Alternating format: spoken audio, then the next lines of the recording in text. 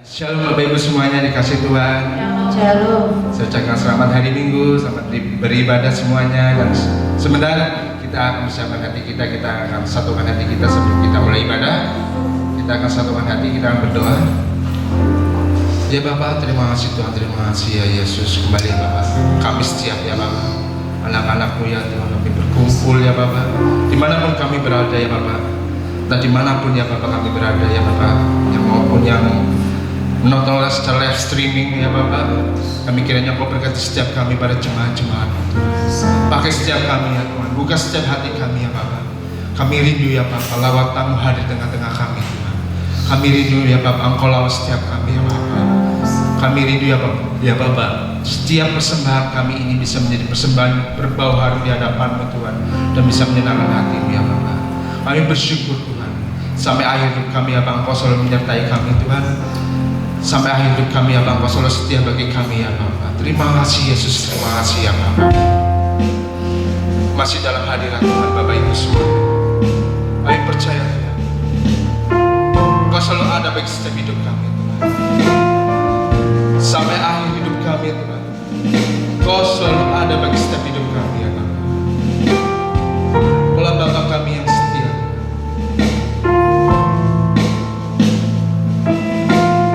Sama-sama, Bapa, Engkau mengenalku. Bapa, Engkau mengenalku lebih dari siapapun. Kau tahu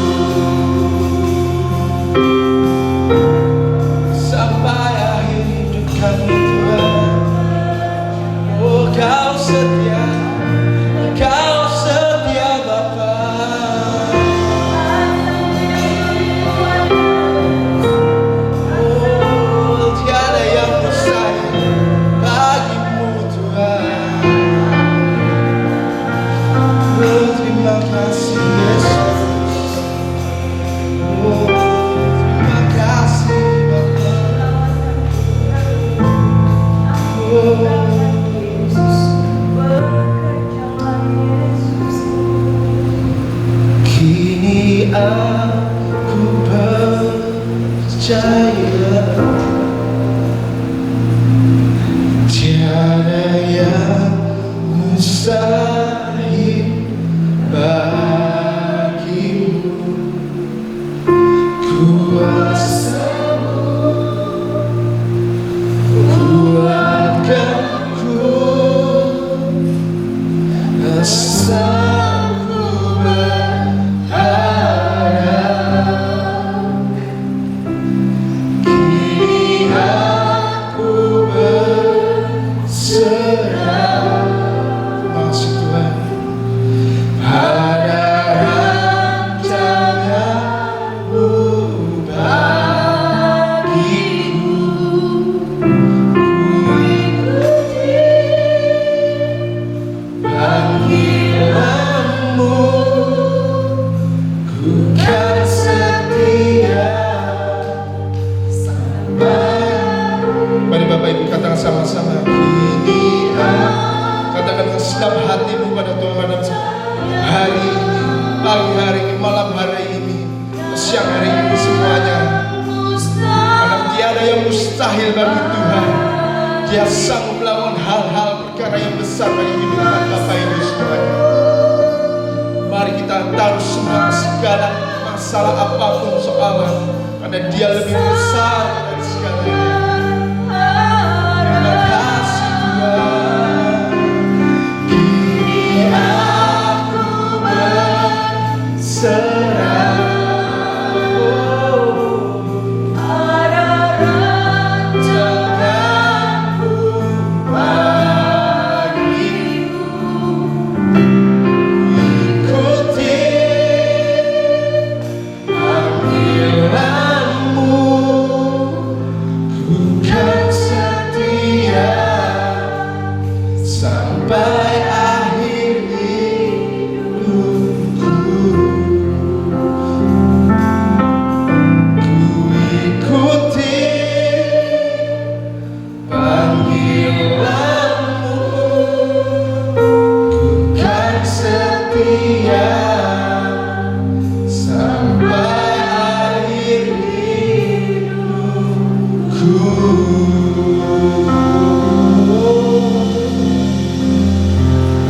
Kami percaya, kami percaya tiada yang mustahil bagi Engkau ya Bapa. Kau pasti akan melawan setiap kami ya Bapa, tanpa terkecuali siapapun ya Bapa, yang mungkin menonton, yang sedang live streaming, yang mungkin menonton dimanapun kami berada Tuhan. Kau lawan setiap kami, Kau jamah setiap kami Tuhan, mulai ibadah ini ya Bapa. Kiranya Kau berkati setiap kami dari awal pertengahan pada akhirnya Tuhan. Kiranya Engkau yang beracara dan kiranya Engkau yang bertata atas ini semuanya Bapa. Terima kasih ya Tuhan, yang siap memuji Tuhan. Katakan sama-sama, amin, haleluya. Berikan tepuk tangan bagi Tuhan Yesus kita yang dahsyat. Kita percaya bahwa Yesus itu lebih besar dari segalanya. Amin Bapak Ibu semuanya. Saya ingin ajak Bapak Ibu yang mau menonton, kita bagi berdiri bersama-sama. Yang semuanya di sini kita bagi berdiri bersama-sama. Kita akan memuji Tuhan karena Dia yang besar di dalamku. Mari kita tepuk tangan pada Yesus.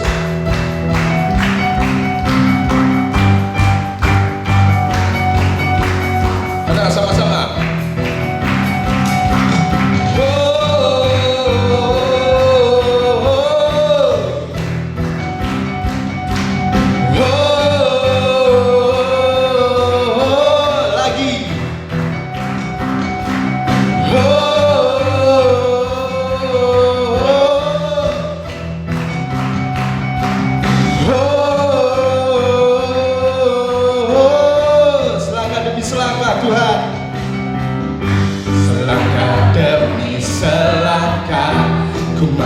Tiada lelah, sekalipun ku berjalan dalam lembah kegelapan, ku tak takut, ku tak gentar, semua musuh gemetar.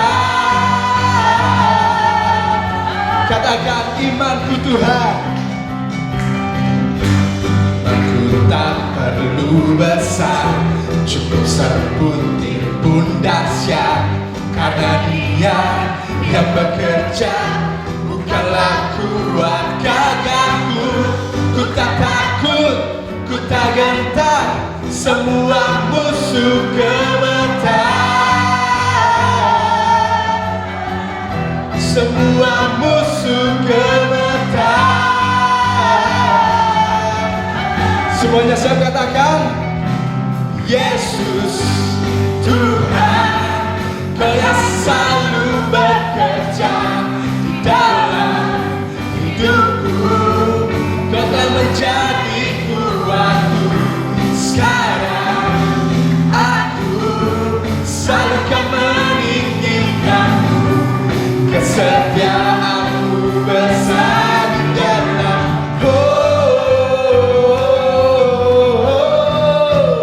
lagi.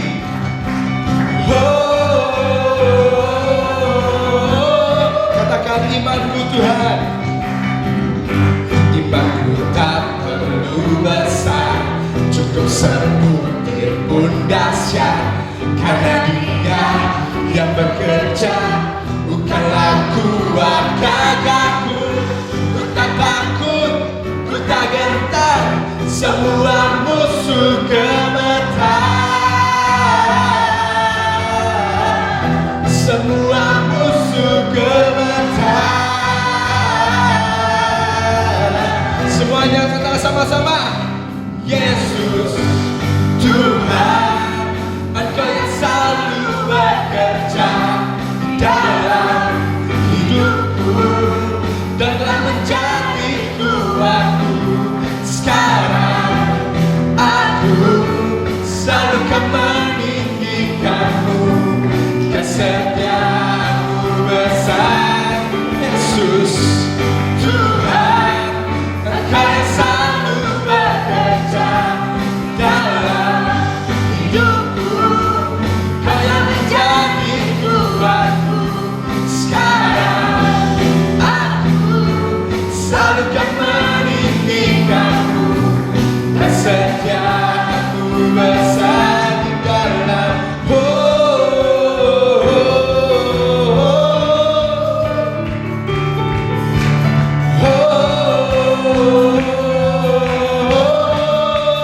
lebih keras lagi buat Tuhan.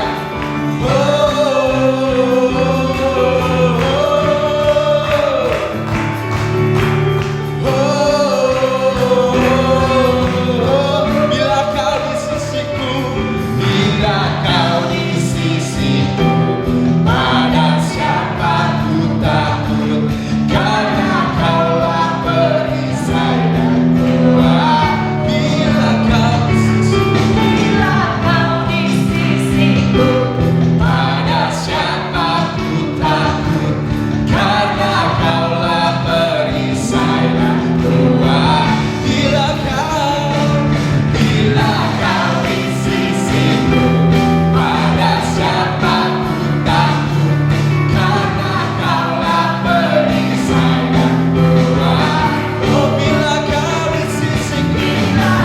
di sisiku, pada siapa ku takut? Karena Kaulah perisai dan kuat. Semua katakan, Yesus Tuhan, Engkau yang selalu bekerja dalam hidupku. Engkau menjadi kuatku. Sekarang aku selalu akan meninggikanmu. Kesetiaanmu besar, Yesus Tuhan, Engkau yang selalu bekerja dalam hidupku dan telah menjadi kuatku. Sekarang aku selalu akan meninggikanmu. Kesetiaanmu besar di dalam Kau besar di dalam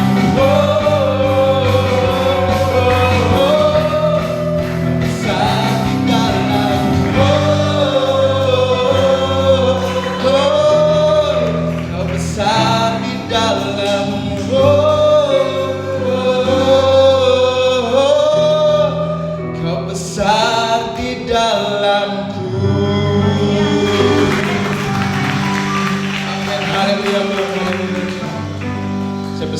Bapak Ibu semuanya duduk kembali, masih dalam hadirat Tuhan.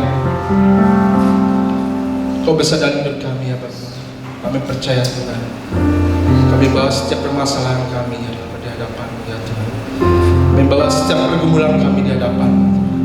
Maka kami yakin dan percaya Engkaulah Yesus penolongku Tuhan.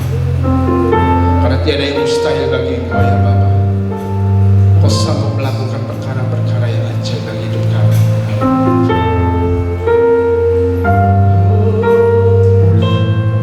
Terima kasih Yesus, terima kasih ya.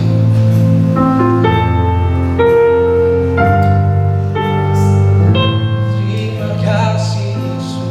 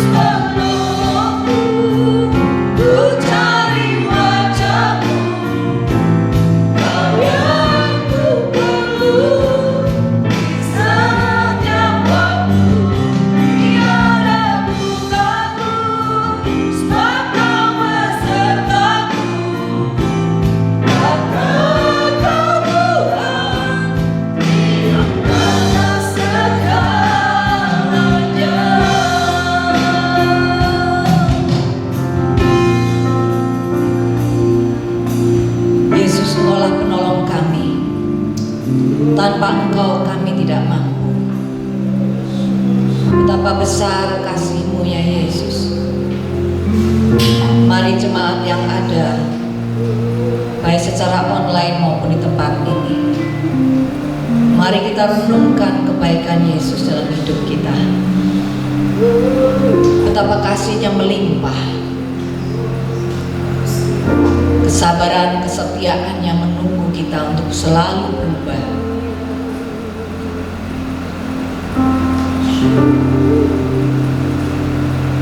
Kami menyembah Engkau ya Bapa. Biarlah aliran kasih Tuhan mengalir di dalam hati kami, memenuhi hati kami. Cinta-Mu ya Yesus, pengorbanan-Mu di kayu salib, itulah bukti cinta-Mu yang terbesar.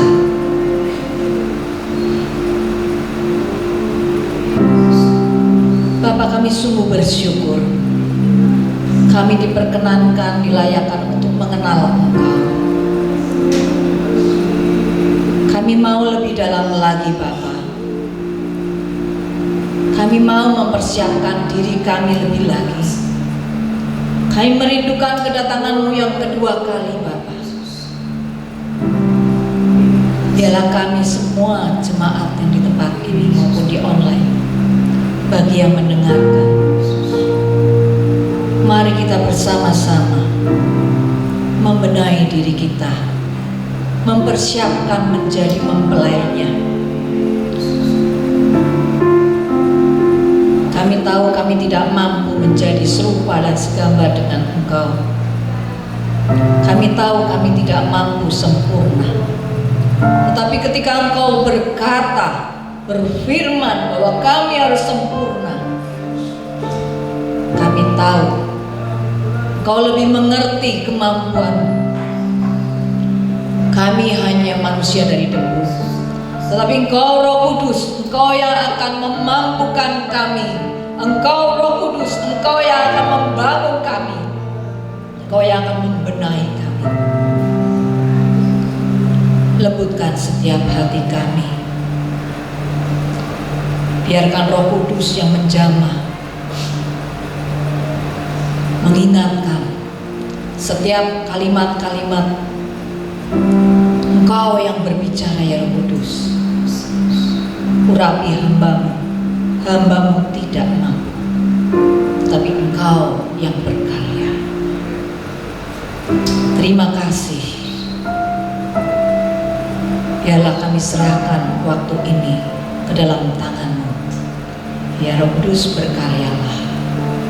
Di dalam nama Yesus, mari kita sama-sama katakan amin. Shalom jemaat yang dikasihi Tuhan. Puji Tuhan, kita terus dapat beribadah ya. Hari ini tanpa disadari kadang-kadang kita nggak terasa ya bahwa kita semakin bertambah umurnya. Dari hari ke hari, bulan ke bulan, sekarang sangat cepat. Tanpa disadari sekarang sudah umur berapa? Anak-anak sudah tambah dewasa ya. Nah, tanpa disadari itu terjadi dalam kehidupan kita. Tanpa kita rasakan sebenarnya kita sudah ada di ujung akhir zaman. Jadi kalau dari kebangkitan Yesus, dari kebangkitan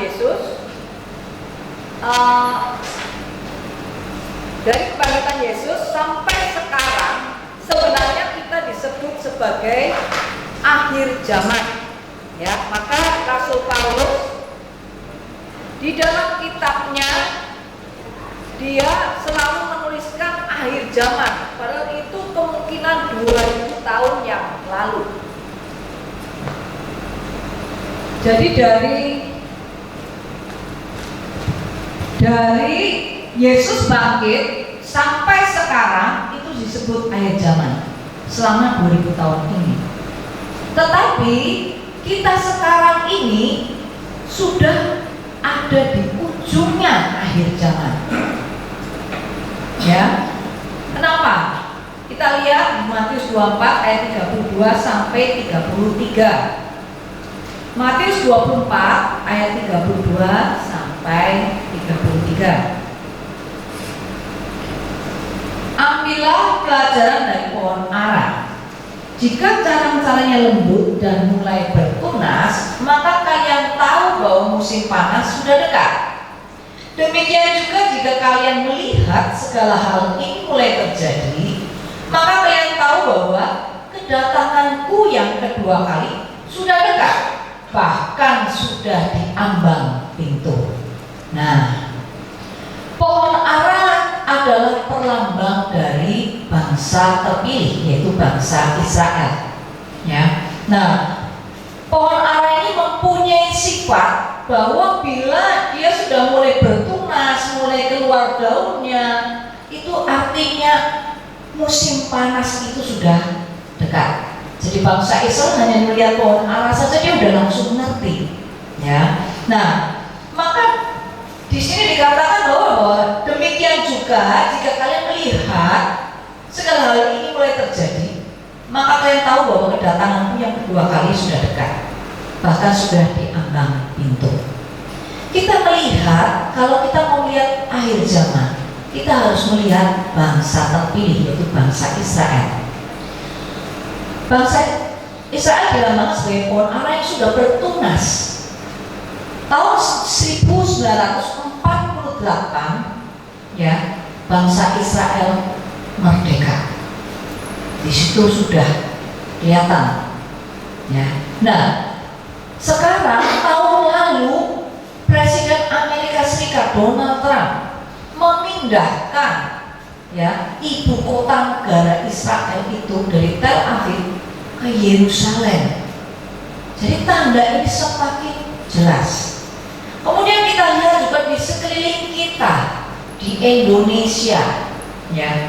Kita melihat bagaimana 2 Timotius itu juga sudah mulai terjadi, yaitu manusia itu begitu egois, semakin jahat, semakin tidak bisa menghargai orang, ya. Kemudian mereka lebih mencintai uang, tidak menghormati orang tua. Orang-orang sekarang sangat mudah tersulut, ya. Nah, moral manusia pun sekarang kita lihat semakin turun. Kemarin dengan kemenangan Joe Biden ya sebagai Presiden Amerika, saya lihat itu di WhatsApp ya, itu ada seorang wanita yang justru telanjang, bugil. Kalau bugil di panggung itu dari dulu sudah ada. Tetapi bukitnya itu di tengah jalan ramai dan di siang hari bolong, di tengah-tengah keramaian, dan wajahnya tidak menunjukkan bahwa dia itu malu. Di sini terlihat sekali bahwa moral manusia itu semakin turun, semakin tidak tahu malu. Kemudian kita lihat juga keadaan ekonomi, keuangan semakin sulit, barang-barang naik terus. Ya, kemudian kita juga untuk berusaha juga semakin banyak persaingan. Kita lihat juga di alam semesta. Kalau nggak salah tadi malam juga ada ya yang WA Sungai Klawing itu ya, yang mulai tinggi. Kalau hujan terus itu sangat berbahaya. Kemudian longsor di mana-mana, tsunami, gempa bumi, gunung meletus, semua terjadi. Inilah tanda-tanda bahwa kita sudah ada di penghujung akhir zaman. Kalau mau belajar tentang akhir zaman ini sangat dalam, tetapi kita nggak mau bahas itu. Kita tidak usah mencari, tapi kita berjaga-jaga dan bersiap-siap. Ya. Maka kita akan berusaha mempersiapkan diri berbenah. Ya. Maka saya kasih tema hari ini adalah mempersiapkan mempelai yang siap sedia. Yesus menyebut kita sebagai gereja itu sebagai mempelai wanitanya. Maka kita sebagai gereja Tuhan mempersiapkan diri. Kita masih calon-calon nih, masih calon, ya. Perlu mempersiapkan menyerahkan diri untuk menjadi mempelai yang sesungguhnya.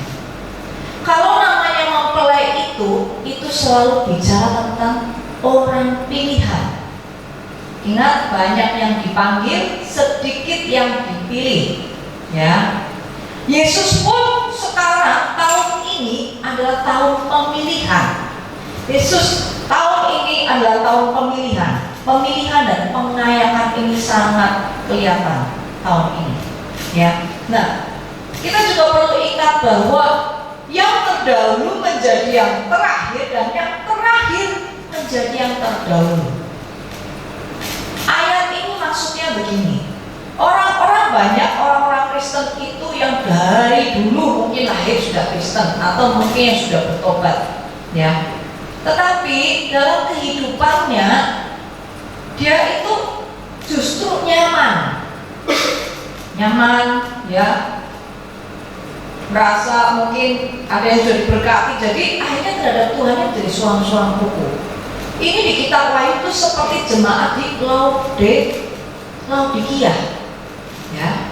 Tetapi Laodikia akhirnya menjadi jemaat yang bukan jemaat yang dipilih Tuhan. Kemudian jemaat di Efesus, jemaat ini sangat peka. Dia mengenali nabi-nabi palsu, dia ngerti ini bukan benar, ini nggak benar, ini yang benar. Pasal dia tahu dan dia sangat giat melayani Tuhan. Tetapi kasih mula-mulanya sudah hilang. Ini pun akhirnya gagal, tidak menjadi jemaat pilihan, ya. Nah, tetapi kita lihat sekarang banyak sekali orang-orang yang bertobat. Banyak sekali di YouTube itu kesaksian-kesaksian yang luar biasa. Orang-orang bertobat dan mereka begitu haus, begitu rindu akan Yesus. Maka terjadilah yang terdahulu menjadi yang terakhir dan yang terakhir menjadi yang terdahulu.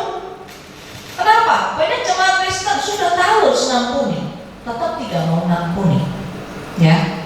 Sudah tahu hidupnya itu tidak untuk dirinya, tetapi dia hidup kebanyakan hanya memikirkan dirinya sendiri, ya. Kemudian ada yang sudah merasa penuh, merasa nggak perlu diajar, merasa sudah bisa belajar sendiri, sudah merasa kuat. Atau orang Kristen yang tidak mau memenuhi panggilannya, dia maunya hidupnya ya saya enaknya sendiri, ya. Nah, inilah yang akan terjadi karena nanti yang ada adalah akan terjadi pengangkatan. Pengangkatan yang pertama adalah pengangkatan buah sulung gereja. Ini terjadi sebelum masa-masa aniaya. Inilah orang-orang yang pilihan benar-benar oleh Yesus. Tetapi nanti setelah masa pengangkatan yang pertama ini akan terjadi lagi pengangkatan yang berikut-berikutnya. Tetapi pengangkatan berikutnya adalah jemaat Kristen yang mengalami masa-masa sengsara, masa-masa aniaya. 3,5 tahun permulaan sengsara, kemudian antikris menyatakan dirinya. 3,5 tahun kedua masa kesusahan besar. Di sini baru terjadi pengangkatan yang kedua dan di sini barulah orang Kristen baru banyak yang akan diangkat. Tapi untuk buah sulung gereja sedikit yang dipilih. Karena apa? Bicara tentang akhir zaman, banyak orang kalau saya mau bicara akhir zaman, orang tuh banyak yang nggak percaya. Oh, dari dulu dia dalam Alkitab itu sudah dikatakan akhir zaman. Kamu ngomong sama lagi akhir zaman. Itulah maka sering orang Kristen merasa belum waktunya, masih lama, santai saja, tidak berjaga-jaga. Maka di sini kita mau belajar bagaimana kita mempersiapkan menjadi mempelai yang siap sedia.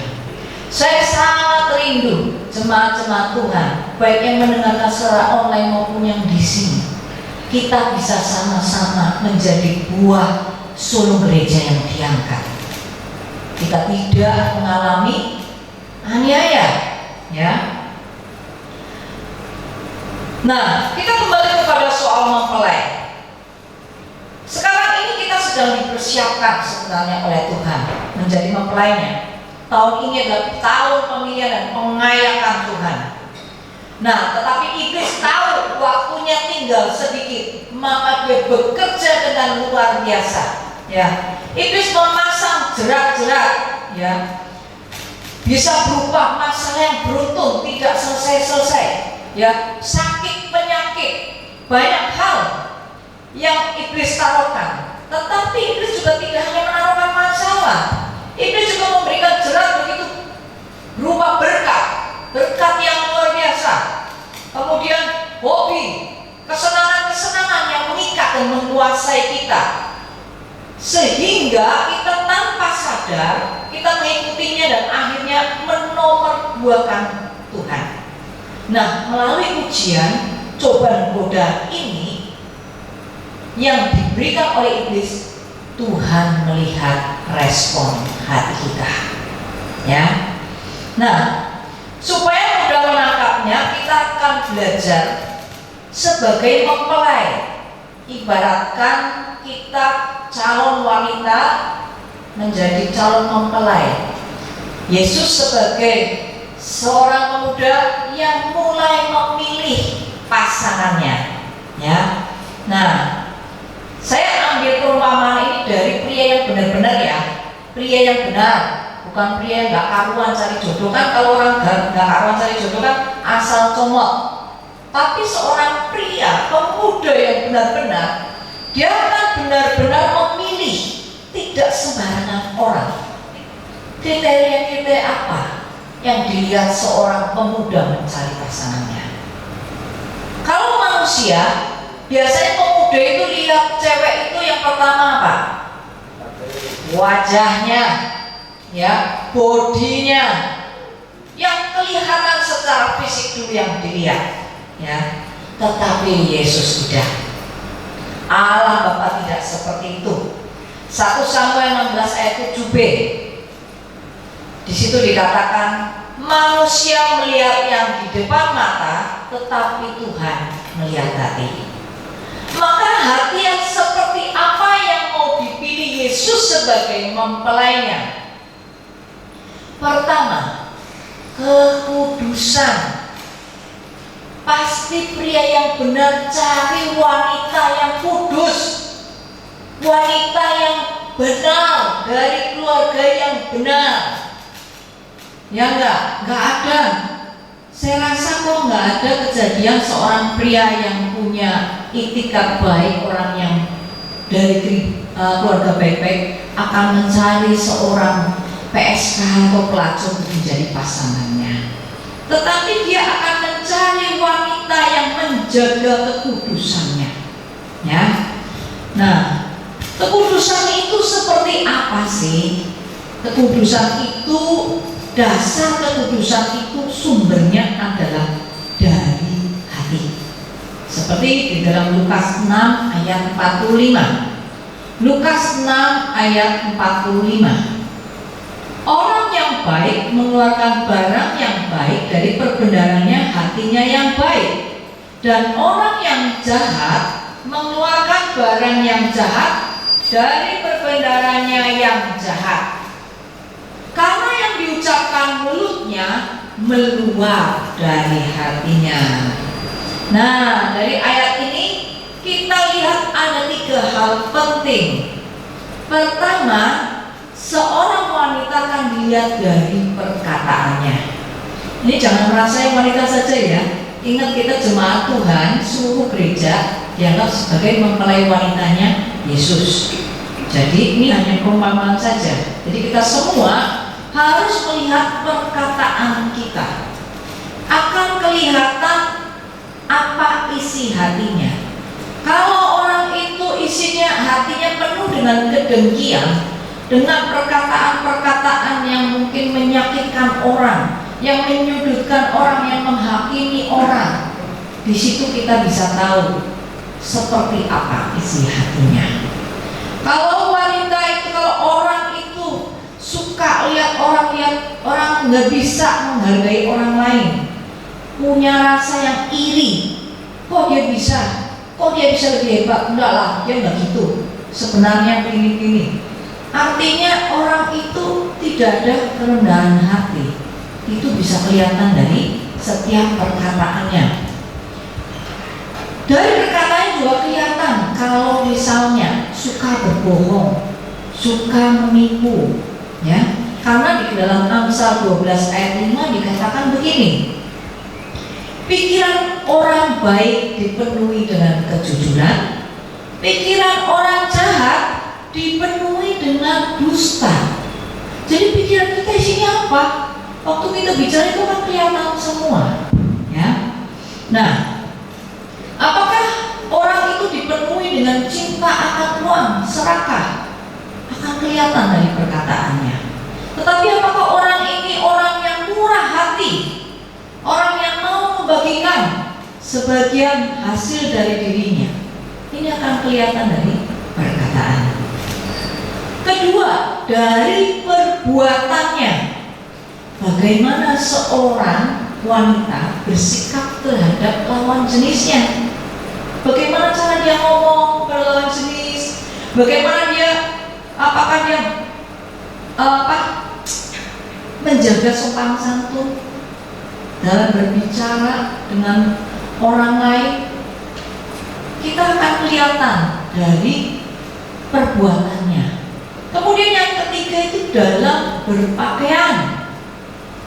Apakah wanita ini menghargai dirinya dalam berpakaian? Dia tidak memamerkan tubuhnya, karena itu bisa membangkitkan nafsu lawan jenis. Tetapi zaman sekarang tidak hanya wanita, pria pun harus menjaga pakaiannya. Kenapa? Ketika dia pakai pakaian yang ketat, itu bisa membangkitkan nafsu baik lawan jenis maupun sesama jenis. Zaman sekarang sudah sangat berubah, ya. Nah, jadi dalam kekudusan ada 3 hal penting. Pertama, perkataan kita. Kemudian kedua, sikap perbuatan kita. Kemudian ketiga, pakaian kita, ya. Kemudian seorang pemuda yang baik-baik juga akan melihat yang kedua, yaitu kedewasaan seorang wanita, ya. Dewasa itu seperti apa? Gak gampang ngambek, gak gampang marah, gak egois, ya. Terus mudah mengampuni, penuh pengertian, mau memahami orang lain, kesulitan orang lain, ya. Kemudian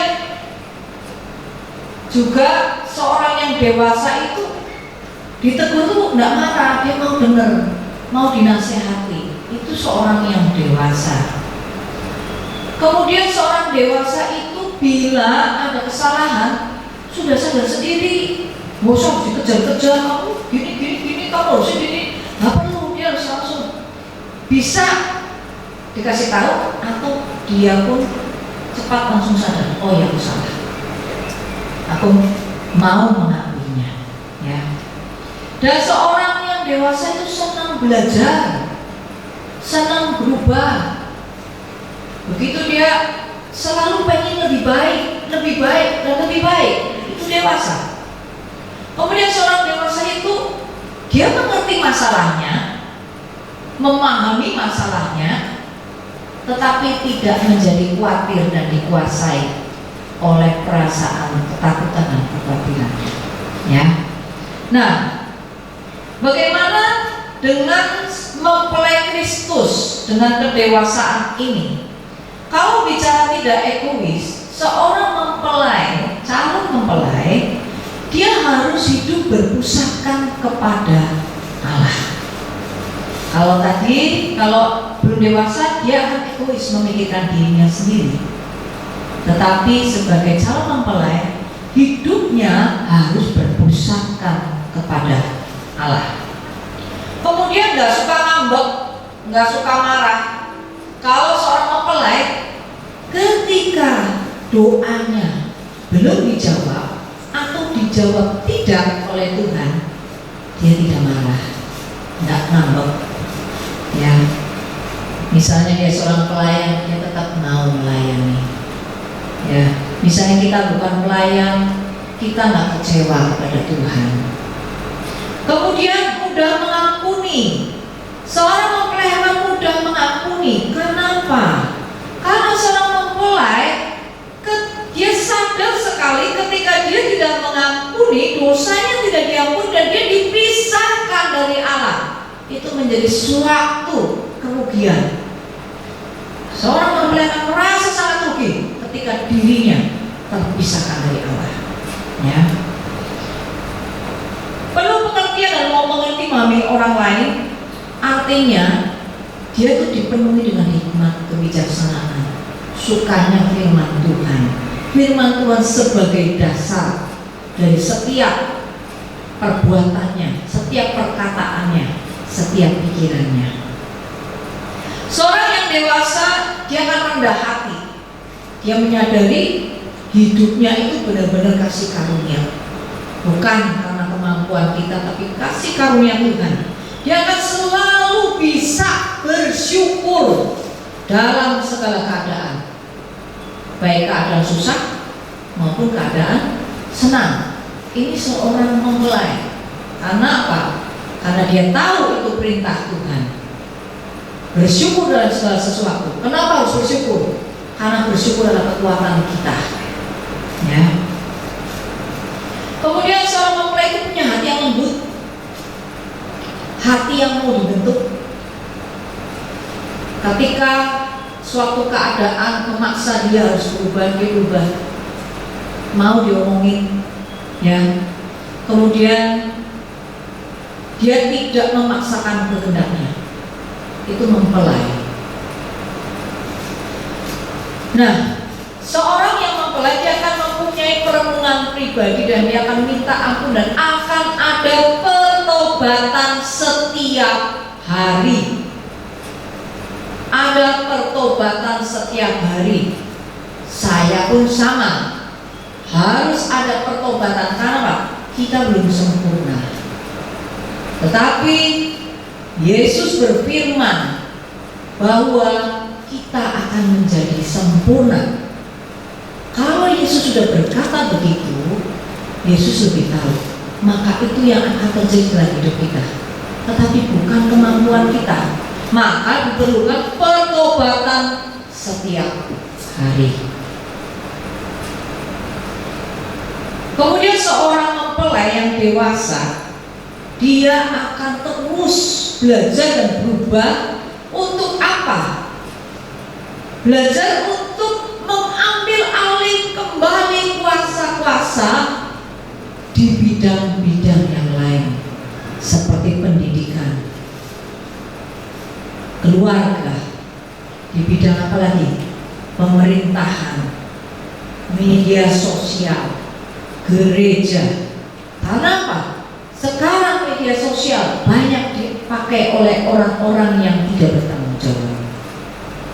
Kita sebagai anak-anak Tuhan benar-benar harus belajar dan berubah untuk kembali mengambil alih kendali ini, supaya isi media sosial pun menjadi baik. Ya, kesenian, agama, bisnis, pemerintahan itu kita harus ambil alih kembali, belajar dan berubah untuk menjadi berkat. Ya. Nah, setelah dewasa, apalagi sih seorang pemuda? Pemuda itu milih seperti apa lagi? Dia milih seseorang yang mau tunduk kepada otoritas. Bayangkan punya istri yang tidak tunduk, apakah akan tidak terjadi perang setiap hari?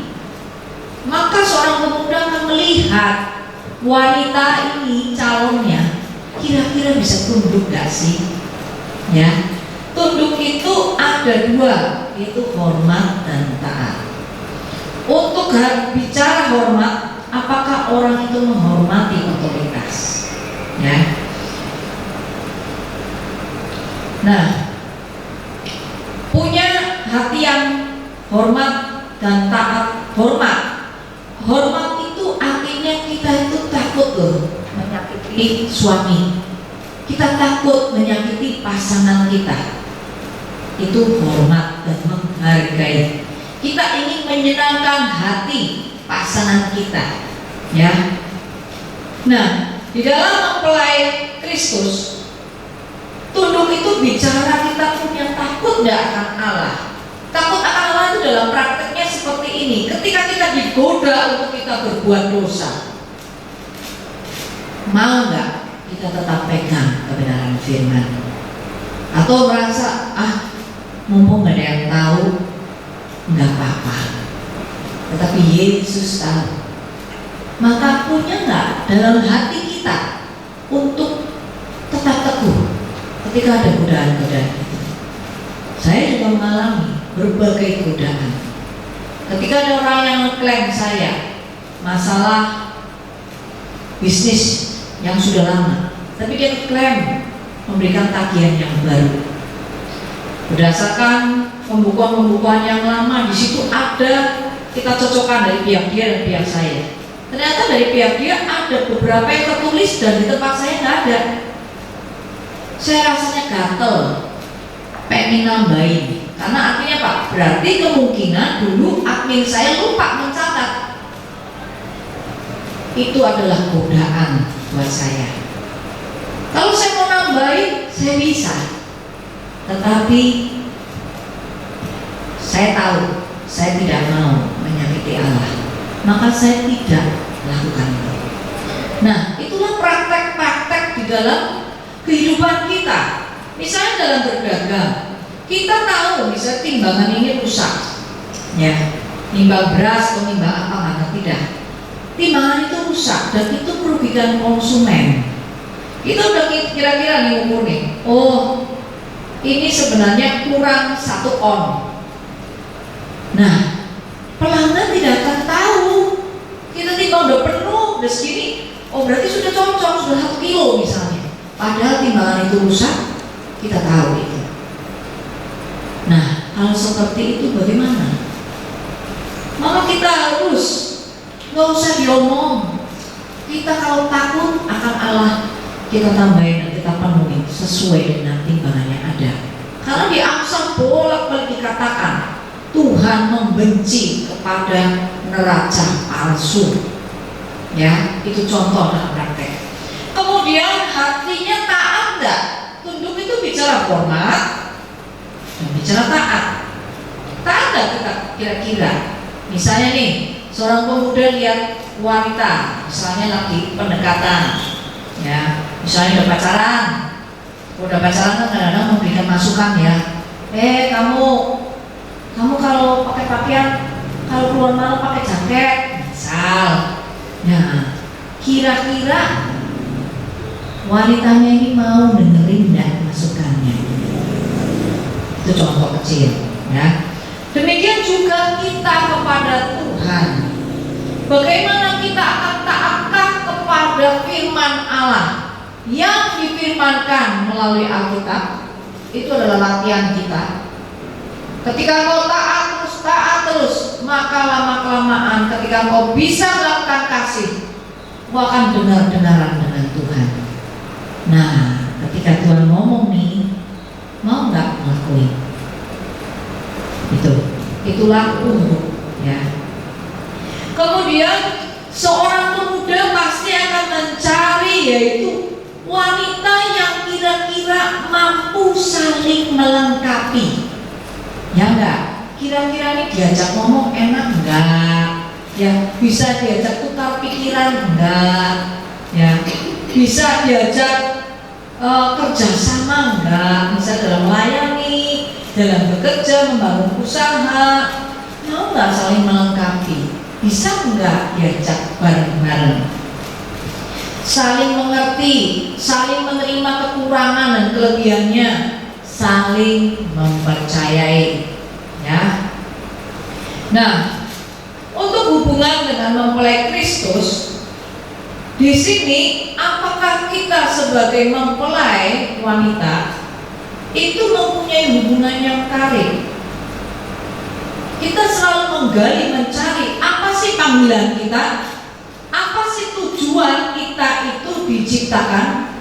Karena Tuhan sudah taruh itu di dalam hati kita dari sebelum kita lahir. tujuan dan visi Tuhan itu sudah ada.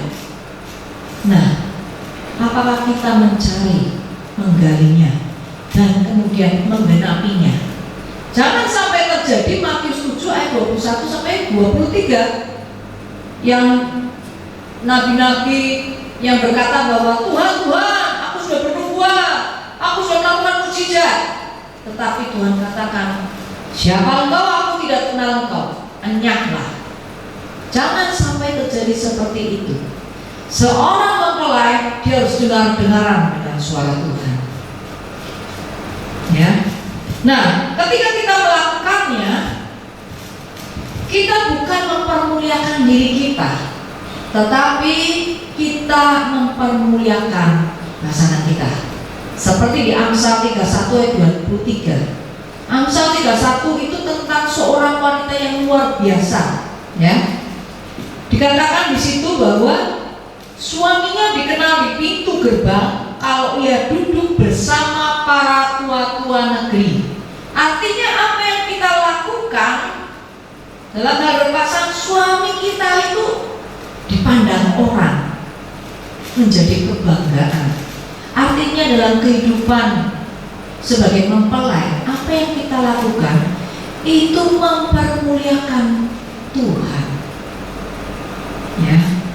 Nah, kelima, seorang mempelai, seorang pemuda akan mencari seorang wanita pasti yang setia.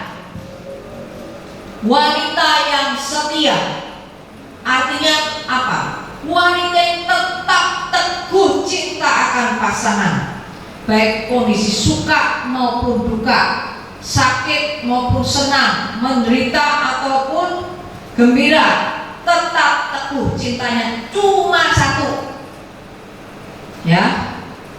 Nah, sekarang coba bayangkan, misalkan nih, ini calon, ini sudah sedang masuk pacaran, misalnya namanya Gunawan aja deh, yang saya yakin gak ada di sini. Ya, Gunawan pacaran dengan Elsa, tetapi dalam masa-masa pacaran ini Gunawan masih suka lirik-lirik wanita lain, masih suka godain, masih suka ngapain wanita lain. Kira-kira Elsa kalau tahu ini kira-kira mau nggak jadi pasangannya? Ya nggak? Kalau nggak tahu bisa, tapi kalau tahu kayaknya pasti ada keraguan lah. Kok dia masih ke sana ya? Kok dia ngambil ke sana ya? Nah, kira-kira biasanya kalau wanita baik-baik dia belum tentu mau, karena dia melihat, oh ini orang tidak ada keteguhan hati. Ya, nah demikian pula kita dengan Tuhan.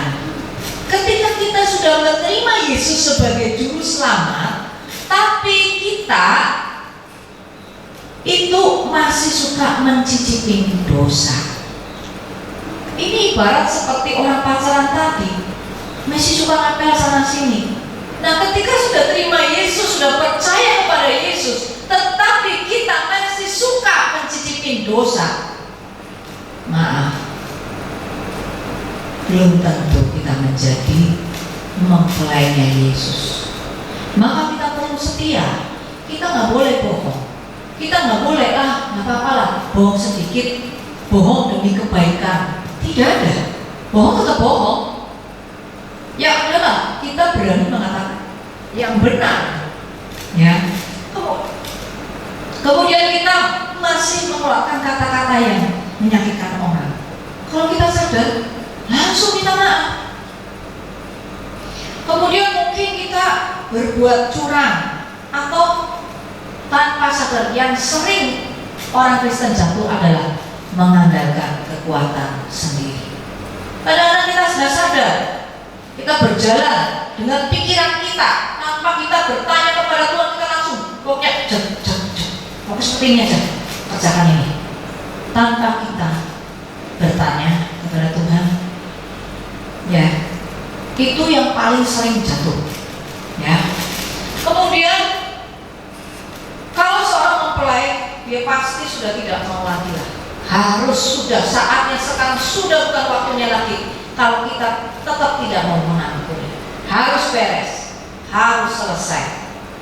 Karena pengampunan itu adalah keputusan pribadi, bukan karena tidak bisa, tetapi belum mau. Saya peringatkan, untuk pengampunan itu paling penting karena itu adalah pintu menyatunya kita dengan Allah. Ya, nah, kadang kayak pemuda mungkin banyak godaan di apa? Pornografi, ya. Kemudian iblis itu sekarang media sosial, iblis menggunakan media sosial dan perfilman untuk menggoda kita. Kalau kita sudah tahu itu, jangan mau digoda, jangan mau mencicipi dosa. Game yang mengikat, ya, film-film yang mengikat, film horor, film romantisme yang dapat mengikat dan mencuri hati kita. Jangan mau. Tanpa disadari itu pasti geser. Karena apa? Akhirnya menguasai hati kita. Akhirnya Tuhan menjadi nomor 2. Untuk sekarang ini kita harus berpusatkan kepada Allah. Yesus yang menjadi utama, menguasai diri kita. Tetapi untuk apa? Untuk kita bisa mengambil alih kembali dalam hal bisnis, pemerintahan, kesenian, kemudian agama. Banyak, ada 7 gunung yang harus kita kuasai. Di mana panggilan kita? Disitulah kita harus bekerja. Untuk siapa? Untuk Yesus. Ya, itulah yang perlu. Nah, seorang pria yang benar akan mencari yang setia, mendampingi rumah tangganya, dalam keadaan susah maupun senang. Kehidupan itu seperti roda, kadang di atas, kadang di bawah, kadang senang, kadang susah. Nah, seorang pemuda biasanya kan mencari wanita yang juga mau hidup susah, mau hidup bareng-bareng, menderita, dari membangun usaha dari nol. Biasanya seperti itu. Nah, kita pun dalam ikut Yesus, kita harus pikul salib, sangkal diri. Kita mau siap untuk menderita. Penderitaan itu bukanlah suatu dosa. Memang harus kita alami. Penderitaan yang seperti apa sebenarnya? Pikul salib, sangkal diri. Contohnya, malam-malam enak tidur, ya enggak? Tapi kita harus bangun pagi-pagi. Untuk apa? Berdoa. Yang lain tidur, kita doa. Kita memuji dan menyembah Tuhan. Itu pun penderitaan. Orang lain makan enak, kita berpuasa. Kemudian sangkal diri. Contohnya sangkal diri adalah begini. Ketika kita tidak berbuat salah, tapi kita difitnah orang, dijelekin oleh orang, tapi kita menyangkal diri untuk apa? Untuk kita tidak marah, untuk kita tidak membalas, memfitnah dia, membalas dengan perkataan kita, memarahi dia. Itulah penderitaan. Benar nggak? Kalau ngomong menderita itu seperti orang dunia, enak. Enaknya apa? Marah tidak marah, lagi pegang apa? Lempar tidak lempar, memuaskan nafsu kita, memuaskan emosi kita. Tetapi seorang mempelai, pengikut Kristus harus sangkal diri. Artinya kita mau mengampuni. Itu menyangkal diri loh. Itu tidak gampang, ya. Tetapi itulah penderitaan yang harus kita alami supaya kita dipilih dan menjadi buah sulung gereja. Saya sangat rindu seluruh jemaat yang ada siap untuk mengalami pengangkatan buah sulung gereja. Bukan yang kedua, karena belum tentu kita kuat. Nanti masa-masa aniaya itu sangat kejam, sangat mengerikan. Nah, inilah mempelai yang dipilih oleh Kristus. Inilah yang kita harus benahi. Pertama, kekudusan, ya, kekudusan tadi isinya 3, perkataan, perbuatan, dan berpakaian kita. Kemudian dewasa, kita hati yang dewasa rohani, mau memahami orang lain, mengampuni orang lain, ketika tunduk kepada setiap perintah Allah. Keempat, menjadi jemaat yang memenuhi panggilannya. Dan kelima, jemaat yang setia, mau pikul salib, sangkal diri, siap untuk menderita. Mari memusik. Sebagai ayat penutup kita ambil dari 2 Petrus 3 ayat 13 sampai 15. Tetapi sesuai dengan janjinya, kita menantikan langit yang baru dan bumi yang baru, di mana terdapat kebenaran. Sebab itu, saudara-saudaraku yang kekasih, sambil menantikan semuanya ini, kamu harus berusaha supaya kamu kedapatan tak bercacat dan tak bernoda di hadapannya dalam perdamaian dengan Dia. Anggaplah kesabaran Tuhan kita sebagai kesempatan bagimu untuk beroleh selamat. Seperti juga Paulus, saudara kita yang kekasih, telah menulis kepadamu menurut hikmat yang dikaruniakan kepadanya. Jemaat yang dikasih Tuhan, biarlah kesabaran Tuhan ini sebagai kesempatan kita untuk membenahi diri kita, untuk kita membangun kembali terus cinta mula-mula, membangun dan menjaga cinta kita kepada Tuhan. Semakin dalam kita mencintainya, kita melihat pengorbanan Yesus di kayu salib itu bentuk cinta yang terdalam bagi kita.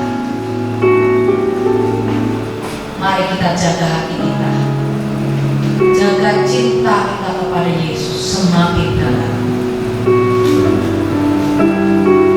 Maka ketika kita melalui cinta kita kepada Yesus dan ketekunan yang dimiliki Yesus, memampukan kita untuk selalu bertobat dan berubah setiap hari, supaya kita kedapatan tak bercacat dan tak bernoda di hadapannya. Mari jemaat yang kasih Tuhan, mari kita berdiri bersama-sama. Kita nyanyikan lebih dalam lagi.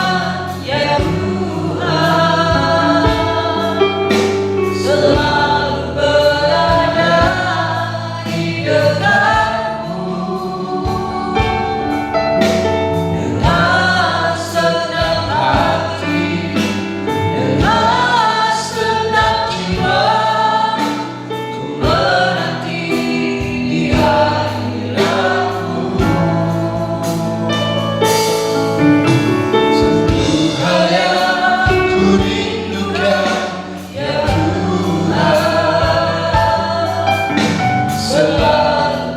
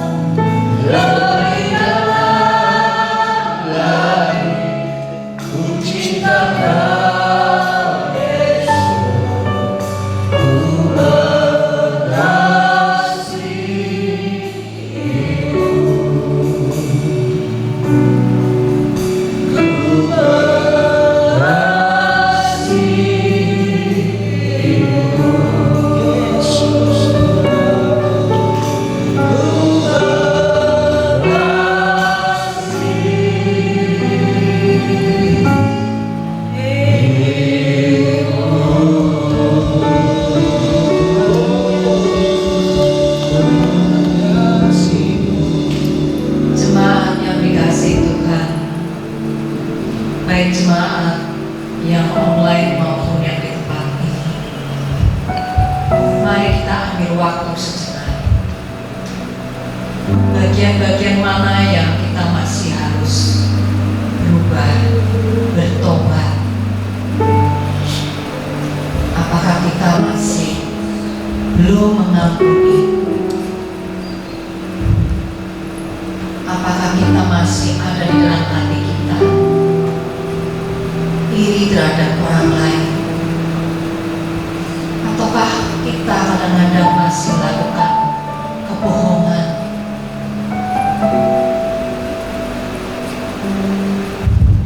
Atau kita masih minder dan merasa kita tidak berharga? Mari kita renungkan. Biarlah Roh Kudus yang berbicara di dalam hati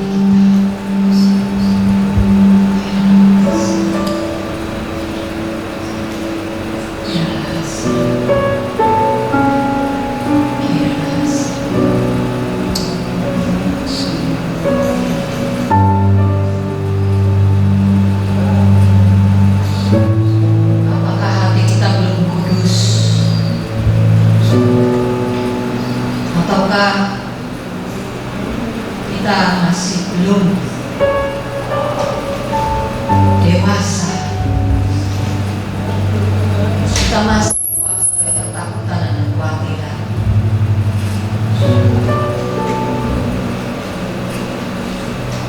Apakah kita masih tidak tunduk kepada Allah?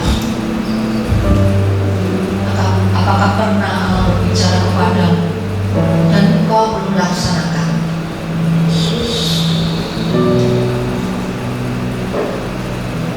Apakah engkau belum menemukan panggilan?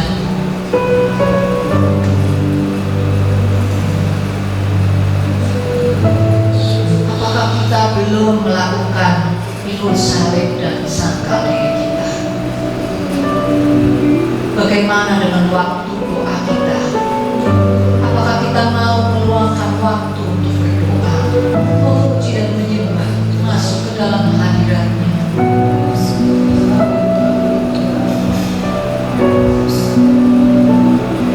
Mari jemaat yang dikasihi Tuhan, biarlah kesabaran Tuhan memberikan kesempatan kita untuk berbenah diri. Yesus begitu mengasihi kita, Dia mau berkorban di kayu salib untuk menghapuskan segala dosa kita, untuk kita dapat masuk ke dalam hadirat Bapa. Cintai Yesus, jadikan Yesus sebagai pusat dalam kehidupan kita.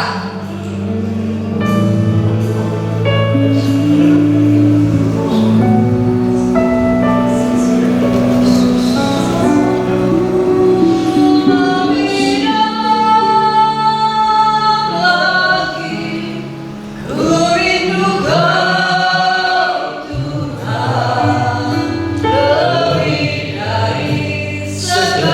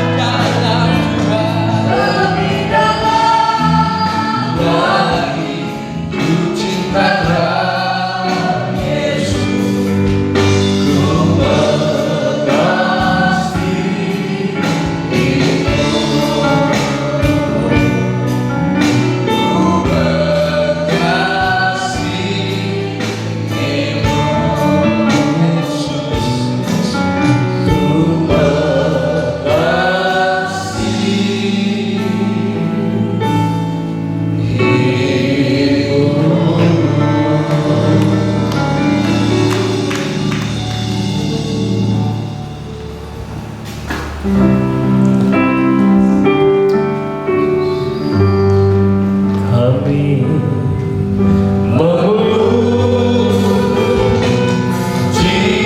kebesaran-Mu,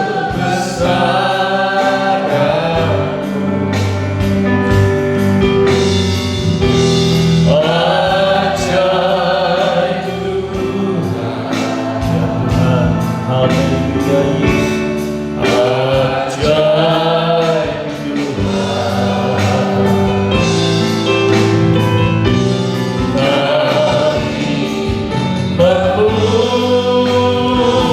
memuji kebesaran-Mu, ajaib Tuhan, ajaib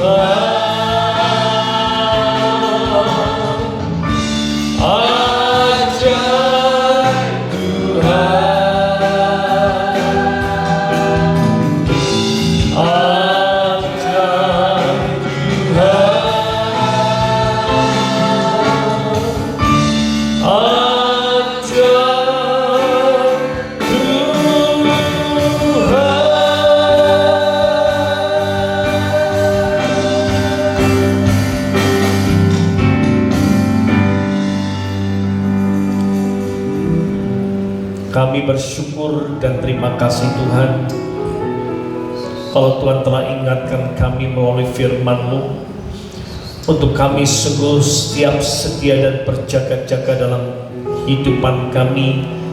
Di dalam kasih karunia Kau berikan, ajarkan kami terus Tuhan, untuk kami waspada dan terus kami hidup di dalam kekudusan-Mu, kesetiaan-Mu. Sungguh-sungguh kami boleh menjadi dewasa yang sungguh-sungguh Tuhan. Dengan apapun yang Kau kehendaki, ajarkan kami untuk melakukan tepat seperti apa yang Kau inginkan. Ampuni kami, layakan kami Tuhan. Oleh darah Anak Domba Allah, Kau mengampuni setiap dosa kami dan pelanggaran kami. Biarkan oleh kasih karunia sadarkan kami, sehingga kami boleh bertobat sungguh-sungguh Tuhan, dan kami boleh didapati menjadi orang yang sungguh-sungguh berkenan dan layak di hadapan. Kami berdoa mengucap syukur jika di dalam Purbalingga ini telah diadakan pemilihan di dalam bupati, telah terlaksana dengan kondusif dan baik. Terima kasih Tuhan, segala sesuatunya Tuhan Engkau telah menetapkan.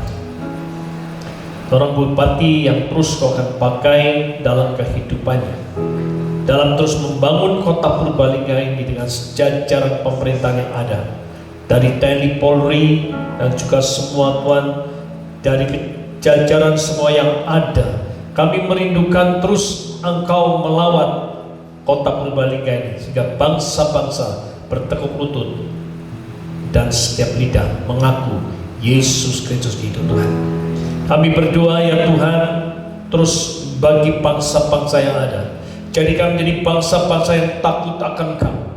Inilah kami merindukan setiap lutut bertelut dan setiap lidah mengaku Yesus Kristus itu Tuhan. Dan kami merindukan ya Tuhan, itu sungguh-sungguh inilah waktunya hujan pertobatan, hujan keselamatan Tuhan nyatakan atas kehidupan setiap kami. Terlebih bagi gereja-Mu, sadarkan kami ya Tuhan, bagi hamba-Mu untuk kami tetap bergandeng tangan, hidup dalam kasih, terus tenggelamkan kami ya Tuhan, di dalam kami boleh hidup di dalam hadirat yang terus kami melakukan kebenaran firman-Mu, yang lebih lagi kami boleh terus Tuhan semakin hari kami mengenal akan Kau, dan kami boleh bersatu bersama-sama bergandeng tangan bagi seluruh gereja yang ada. Dan kami merindukan tidak ada satupun ciptaan-Mu itu binasa, tidak ada satupun Tuhan ciptaan untuk tertinggal, tetapi kami merindukan inilah waktunya Tuhan, sehingga kami boleh berseru dan bertobat, hingga ketika Kau datang di atas awan-awan, kami akan bersama dengan Kau untuk selama-lamanya Tuhan. Terima kasih Bapa, terima kasih. Kami yakin percaya ketika kami merespon dalam firman-Mu, ketika kami memuji menyembah Engkau, maka mujizat terjadi atas kami. Yang sakit Tuhan sembuhkan, yang susah Tuhan hibur setiap kami. Dalam permasalahan apapun yang kami hadapi, Tuhan Engkau sumber segala-galanya bagi kami, dan kami yakin percaya Tuhan sudah menjawab doa kami. Terima kasih Tuhan, terima kasih. Pada saat ini kami meletakkan seluruh jemaat-Mu yang sakit. Biarkan Tuhan jamahan, ampuni mereka Tuhan. Biarkan kami merindukan mujizat terjadi saat ini juga. Terima kasih Bapa. Oleh karenanya pada saat ini jemaat Tuhan arahkan hatimu dan terimalah berkat yang datang daripada Tuhan. Tuhan memberkati engkau dan melindungi engkau. Tuhan menyinari engkau dengan wajah-Nya dan memberi engkau kasih karunia. Tuhan menghadapkan wajah-Nya kepadamu dan memberi engkau damai sejahtera. Dan apapun yang kau kerjakan dan kau lakukan, dibuat Tuhan menjadi berhasil, menjadi beruntung, dan selalu diberkati dalam berkelimpahan. Biarkan segala sesuatu apa yang kau lakukan, kau kerjakan, Immanuel, Tuhan selalu menyertai-mu. Biarkan kasih karunia daripada Allah Bapa, dalam kasih sayang Tuhan Yesus Kristus oleh persekutuan Roh Kudus menyertai engkau pada hari ini sampai Maranatha Tuhan Yesus datang kedua kalinya. Di dalam nama Tuhan kami Yesus Kristus kami berdoa dan mengucapkan syukur. Haleluya, haleluya, amin. Hosana bagimu di tempat yang maha tinggi. Hosana bagimu Yesus di tata kudus. Ku memujimu selalu, ku sembah Kau selamanya. Sungguh Yesus, ku cinta padamu. Hosana, Hosana bagimu di tempat yang maha tinggi. Hosana bagimu Yesus di tata kudus. Ku memujimu selalu, ku sembah Kau selamanya. Sungguh Yesus, ku cinta padamu. Sungguh Yesus, ku cinta